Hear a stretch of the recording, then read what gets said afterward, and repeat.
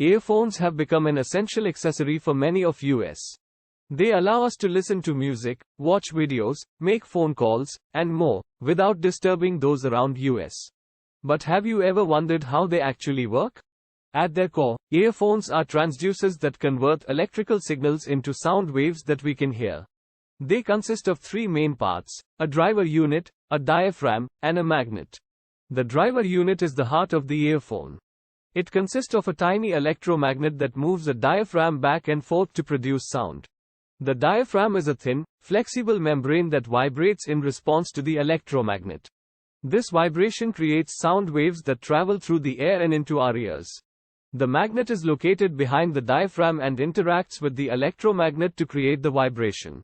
When you plug your earphones into a device, such as your smartphone, the electrical signals from the device are sent to the driver unit, which creates the sound waves that we hear. As you move around, the diaphragm and magnet vibrate in response to the electrical signals, producing sound that travels directly into your ears. And that's how earphones work. From their small size to their precise engineering, earphones are a marvel of modern technology that allow us to enjoy high-quality sound on the go. Thanks for watching.